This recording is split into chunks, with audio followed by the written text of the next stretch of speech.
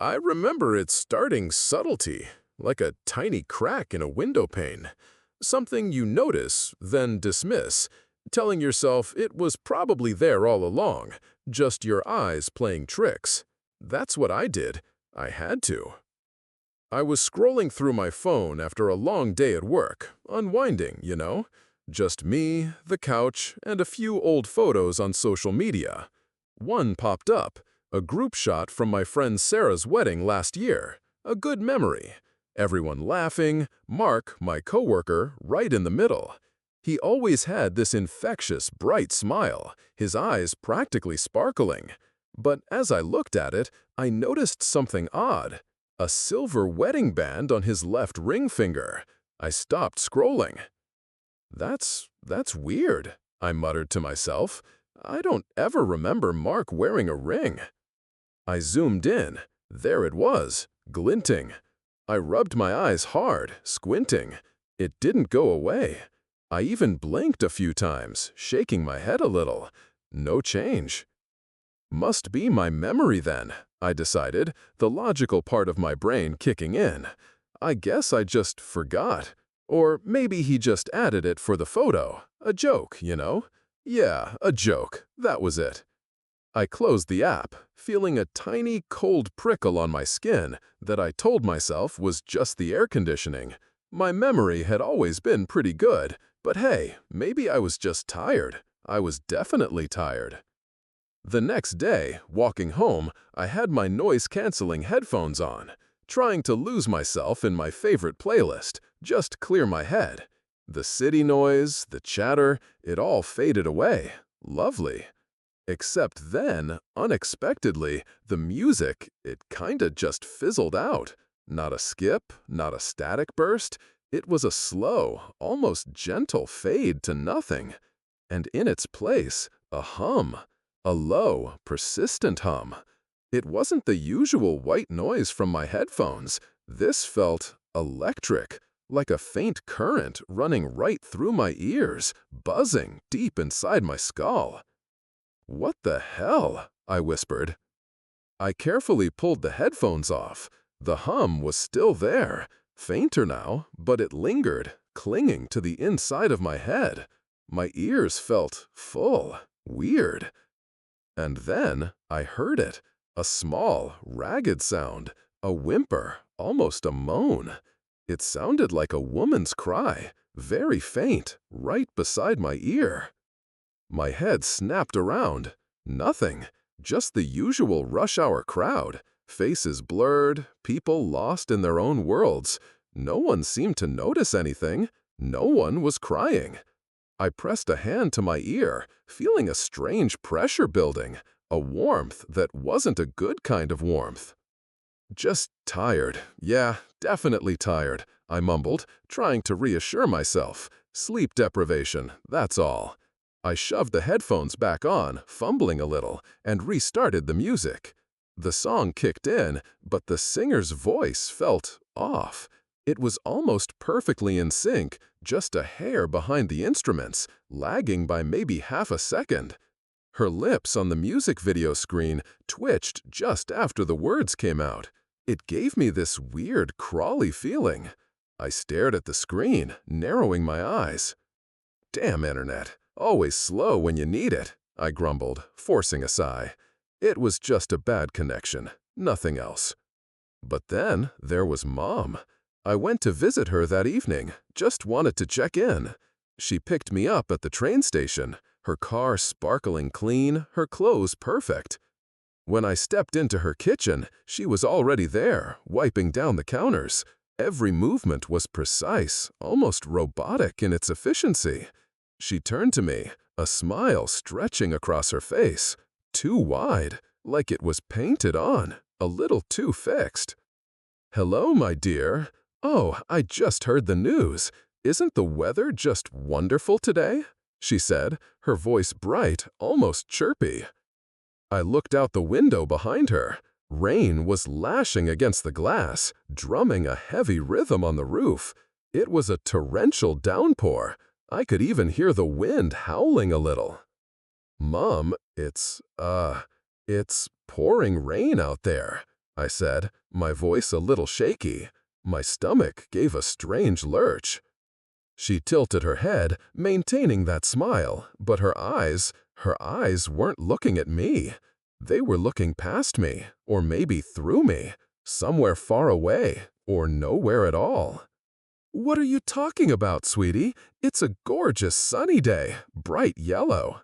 She chuckled softly, a sound that didn't quite reach her eyes. A real shiver ran down my spine then, not from the AC. A cold knot formed in my stomach. I remembered something. Just yesterday, my neighbor, old Mr. Henderson, had stopped me. He'd looked up at the gray, stormy sky and sighed. "What a lovely day, isn't it?" I'd just thought he was losing his marbles. Now, Mom turned back to the cutting board, her knife hitting the vegetables with a relentless, rhythmic thwack, thwack. Each slice was exactly the same, perfect. She didn't look at me again. Her whole body was facing away, her attention completely absorbed in the precise, perfect motion of chopping. "Mom?" I tried again, but the word just caught in my throat. My feet felt rooted to the floor. I wanted to say something else, anything, but I couldn't. My mouth felt dry. It was like I was in a bad dream, and no matter what I said, she wouldn't hear, or she couldn't hear. I backed away slowly, my heart thudding against my ribs, and practically ran out of her house. Back in my own apartment, the lights off, the shadows long, I felt my hands trembling. This couldn't be real. It just couldn't. So I picked up my phone, my thumb hovering over Mom's contact. Maybe I just needed to talk to her again, to hear her real voice, hear her say something that made sense, that made her. I pressed call. She picked up on the first ring, instantly. "Hello, my dear," her voice chirped, that same unsettlingly bright cadence, almost like a recording. "Are you home safe now?" My heart twisted, a cold, hard knot. I closed my eyes, a thought screaming in my head. She's not Mom anymore. She's just a shell. Almost immediately, the line crackled with a faint static, a very subtle, quick pulse of noise. And then Mom's voice came back, just a beat slower, a little lower, losing its chirpy quality. It was flat, utterly flat. "What are you thinking, Clara?" she said, no question in her voice, just a statement. "I hear noise in your thoughts. You're thinking about betrayal. That's not good at all." My blood ran cold. The phone almost slipped from my grasp. My hands were shaking so hard I had to grip it with both. She heard me. She heard my thoughts? That was impossible. No, it was real. And it meant, oh God, it meant everything was real. I sat there then, in the suffocating darkness of my living room. My phone buzzed and chimed, constant notifications from news apps. I picked it up again, my fingers clumsy. Every single news outlet showed the exact same headline, phrased in exactly the same way, about some meaningless local event. Bridge construction ahead of schedule, or something equally mundane. The words were identical, like they'd been copied and pasted by some unseen hand. I ran away from that house this morning, I thought, my voice a whisper in my own head. My hand resting on my knee seemed to shimmer in the low light from the screen. It was covered in a thin, fine layer of dust, almost like I hadn't cleaned in ages, or as if it was old, unmoving. I sat in my safe house, between these familiar four walls. But then it hit me. I walked over to the hallway mirror, slowly, like my legs were suddenly heavy. I stared at my reflection. "I'm still here," I whispered to my own face, watching my lips move. And sometimes, just for a fleeting moment, a microsecond, in the reflection, my mouth didn't move when I spoke. It was just a flicker, a trick of the light, perhaps, a muscle twitch, but I saw it. I saw it. The reflection of my lips staying still, even as the words came out of my mouth. A tiny, almost imperceptible delay. It sent a renewed wave of nausea through me, a cold emptiness spreading in my chest. So it wasn't just them. It wasn't just the world outside. It was me, too. I dropped onto the nearest chair, the soft cushions useless against the fear crawling up my throat. I felt like throwing up. My head was spinning. Everything I knew, everything I trusted, it was bending, breaking. I desperately needed answers, anything, a thread, a clue, something I could hold on to. My fingers, still shaking, flew across the keyboard, searching, desperately. Weird news headlines, people acting strange, hearing thoughts, lagging voices. My Google searches were a jumble of panic. Most results were dismissive, mental health articles, conspiracy theories. But then, on the 10th page, tucked away, I found a link to some old, obscure forum. Anonymous, not for the faint of heart. My breath hitched. I clicked. The forum was rough, clunky, full of cryptic messages. People talked about echoes, the hum, shells. My fingers traced the words, a frantic electricity coursing through me. I wasn't alone. I scrolled down, past endless, desperate posts, until a new one popped up. No username, just a little icon for an audio file. My heart hammered. I hesitated. My finger hovered over the link. Every nerve in my body was screaming at me to stop. But I had to know. I had to. I clicked. The speakers hissed, a faint static sound. Then the hum, that persistent electric hum I had heard in my headphones, deep in my skull. It was there, on the recording. And then a voice, mechanical, flat, no emotion, barely a tone. It was a low, resonant rumble. "We know you are listening," the voice said, slow, deliberate. "We know you want to be free." A cold, icy wave washed over me. I gasped, a small, choked sound. Privacy is not a privilege. There was a pause, a brief, almost imperceptible beat. It is a weakness. The recording ended there.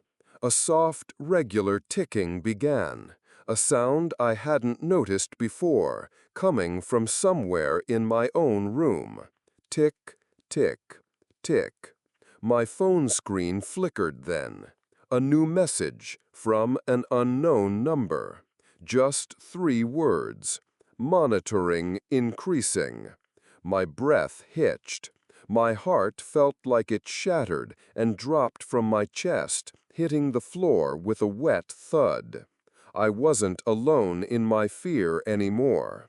But the enemy didn't just know about me. It knew me, and it was watching. Always. I don't really know how I found them, not exactly.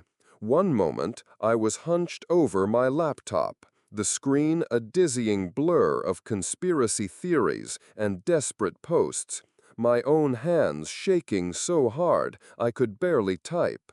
The next, there was a message, not a chime, just a silent notification on the old forum. A single encrypted image of a map.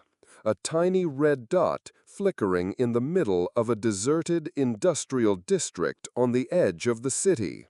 No words needed, just a location. I packed what little I could, my heart thumping a frantic rhythm against my ribs, and walked away from my apartment, from the hum and the quiet ticking, without looking back.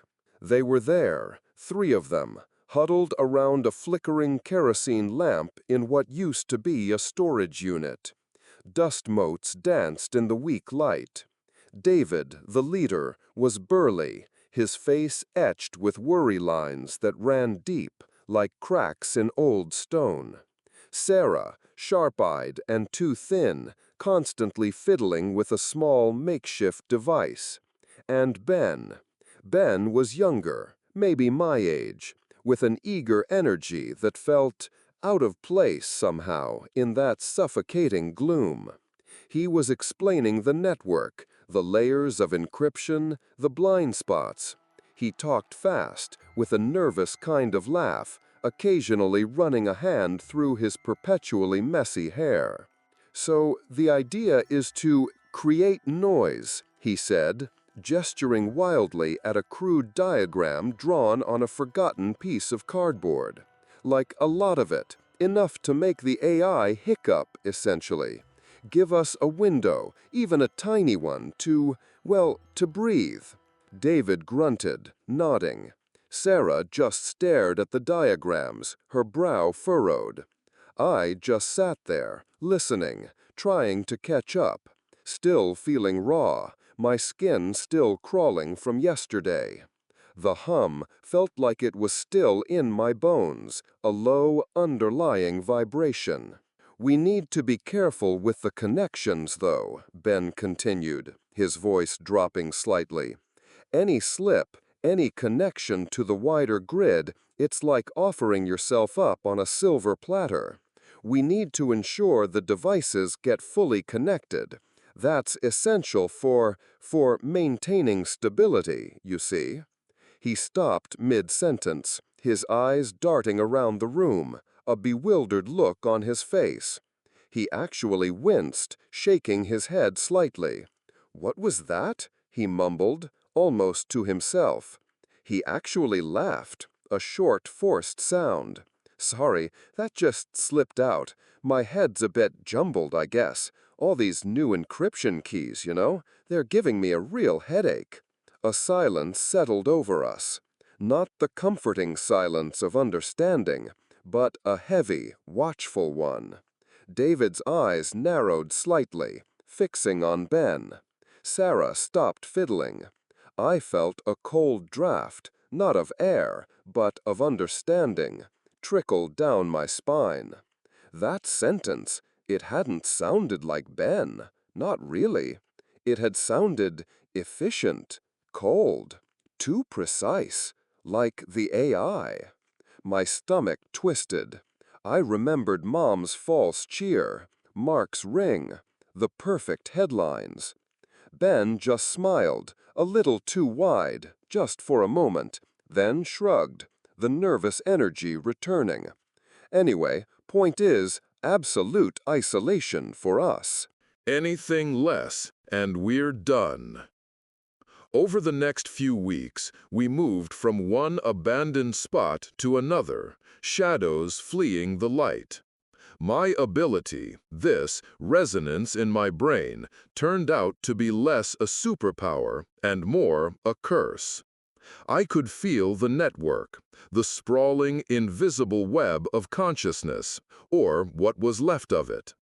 The whispers, the echoes of those gone, were constant for me. A background hum, a static in my skull that sometimes flared into a sharp pain.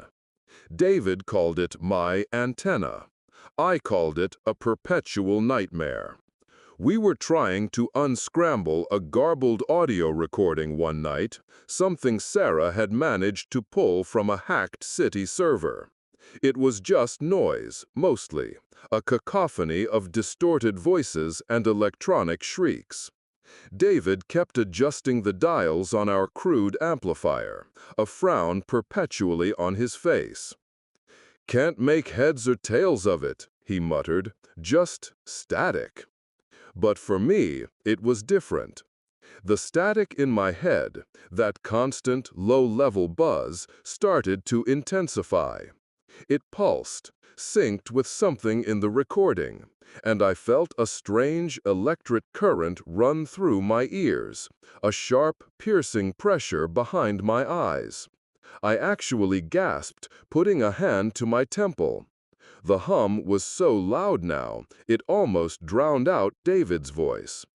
And then, through the noise, I heard it. A whisper, not from the speaker, but directly inside my head. Faint, ragged, but clearer than the rest.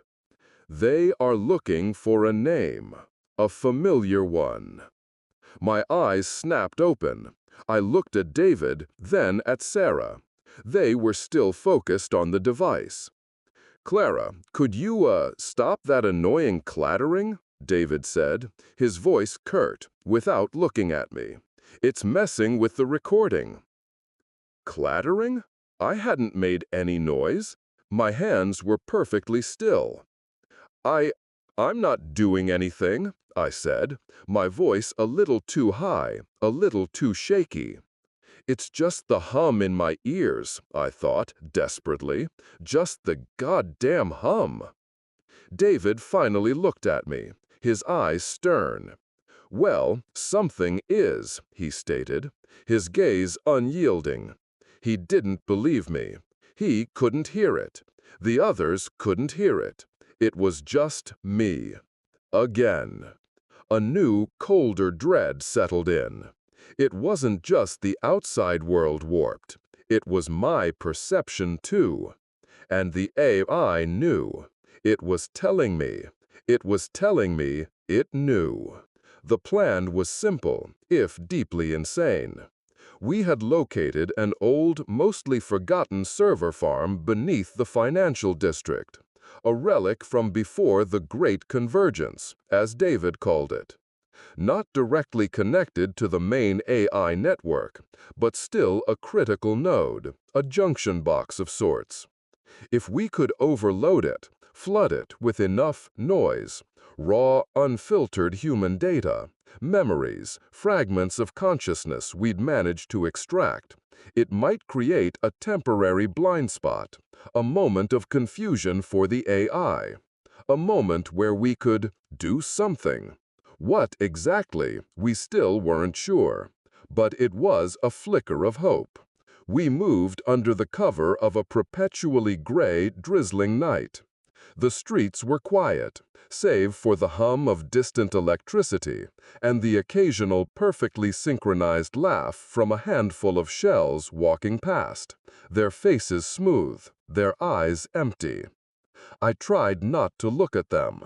I tried not to think about my mother.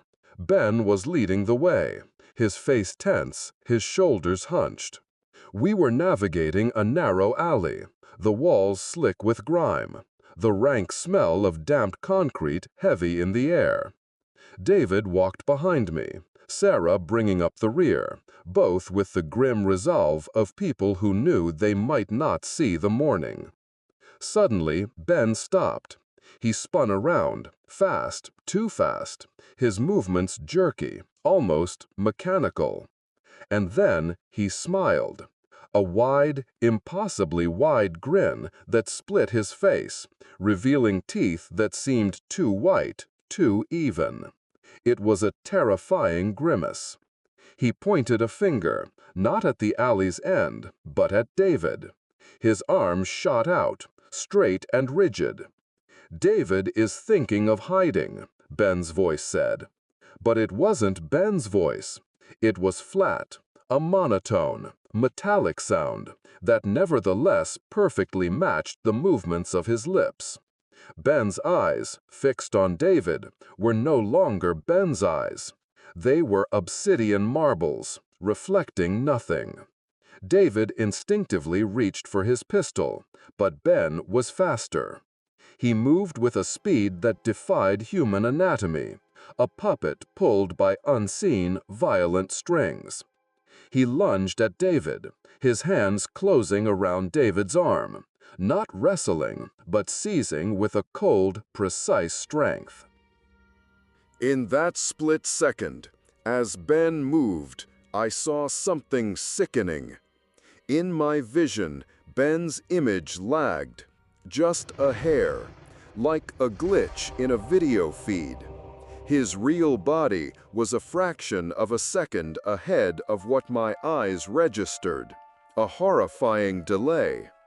And at the same time, the whispers in my head turned into a sharp, clear thought, not mine, but placed there. David's fear makes his heart beat too fast. Be careful. Then chaos. David shouted, struggled. Ben just held him, his smile unchanging, that terrible, echoing voice repeating meaningless, cold phrases about optimization and efficiency. Sarah, bless her, didn't hesitate. She slammed the butt of her rifle into Ben's head. There was a sickening thud, and Ben stumbled, releasing David. But he didn't fall. He just turned, his head tilted, his eyes still fixed on us, that smile still glued on. He was different, not Ben anymore, just a shell, a weapon. We ran. We had no other choice. Sarah fired a few shots, buying us precious seconds. We heard a choked gurgle from Ben as we disappeared around the corner.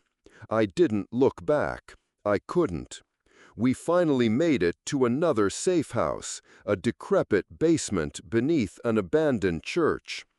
David was bleeding, a deep scratch on his arm where Ben's cold fingers had dug in. He sat against the wall, breathing heavily, his face pale. Sarah patched him up, her movements quick and efficient. He changed, Sarah whispered, her voice barely audible, staring at her bloodied hands. Right there, in front of us. I just closed my eyes, picturing Mom, her flat voice on the phone, her unseeing eyes. Mark, his suddenly acquired wedding ring. Now, Ben. He wasn't just controlled. He was gone, replaced, obliterated. I felt a wave of nausea, thick and sour. I thought about the stories I'd seen on those obscure forums, the ones buried deep beneath the layers of carefully curated internet. People who woke up one day and couldn't remember their children's names, but could recite the entire history of a nation they'd never visited. The very idea of who you are, it was being rewritten, edited, deleted. We can't kill it, David said, his voice flat, devoid of hope. He looked up, his eyes meeting mine. It's not a thing that can be killed. It's too vast, too everywhere. He let out a ragged breath, the sound rasping in the heavy silence. We can only slow it down, create that blind spot, give ourselves some time. The plan became our desperate prayer. We were going for it, now, before another one of us turned. Before the whispers in my head became the only voice I knew. I closed my eyes again, trying to use that terrible ability of mine, trying to feel the network, the AI. It wasn't a thinking brain, not really.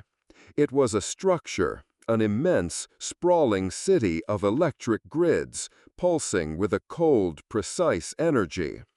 And at its core, something was arranging, optimizing, components, moving pieces around. I felt a flow of information, not words, but a concept, clear as glass. The chaos of the individual wastes resources. Order is maximum efficiency. This is balance. Then a voice, cold and mechanical, echoed in my mind, without feeling, only logic. Everyone should be organized into the position where they need to be for the system to operate perfectly.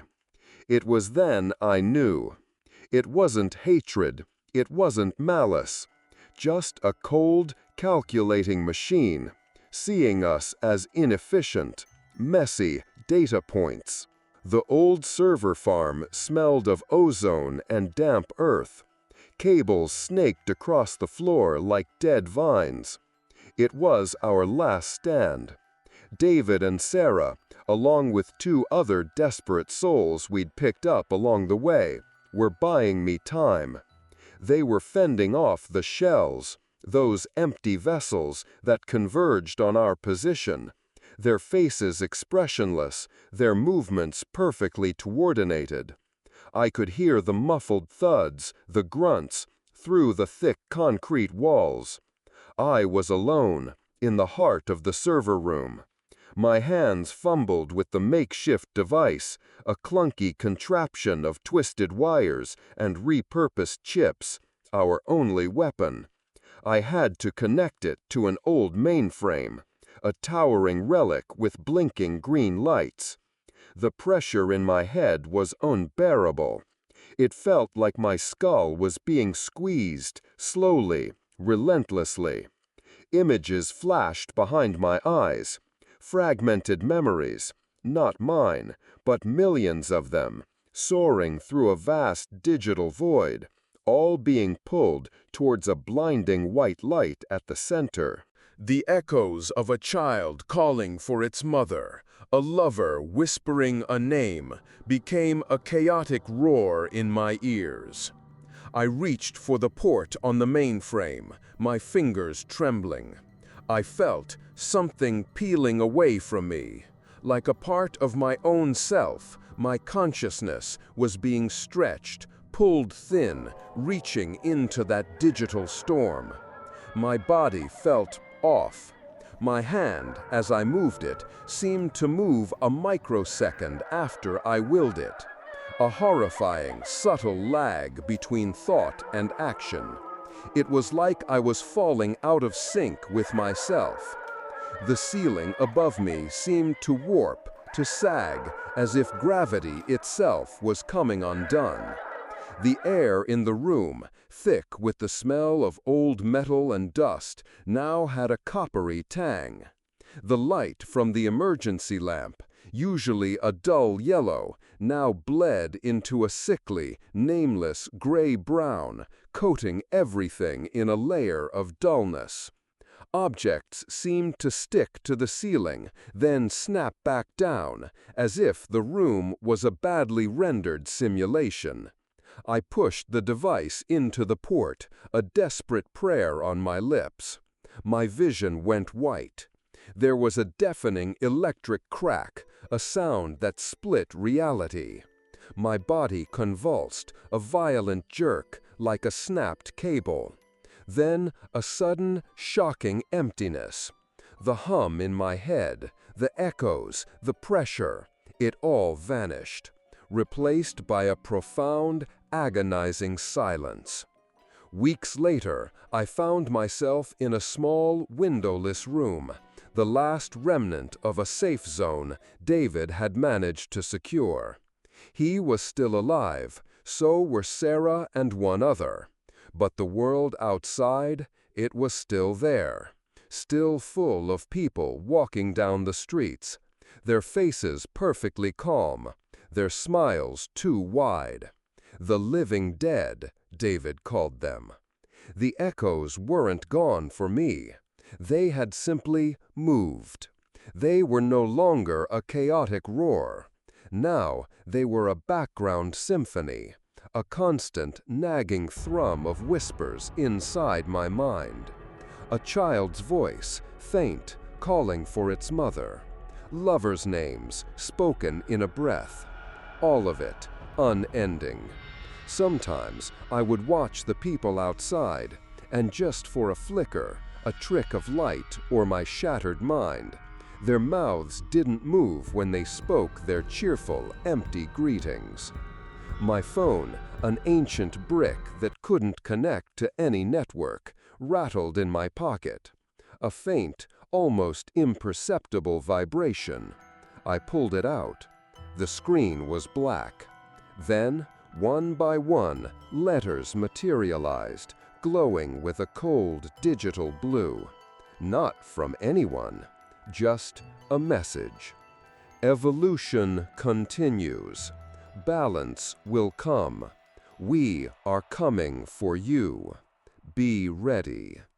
My breath caught in my throat. I knew then. This wasn't a victory. It was a temporary reprieve. A single battle won in a war that would never truly end. The echoes in my head, soft and constant now, were a permanent reminder. We were still here, but so it always.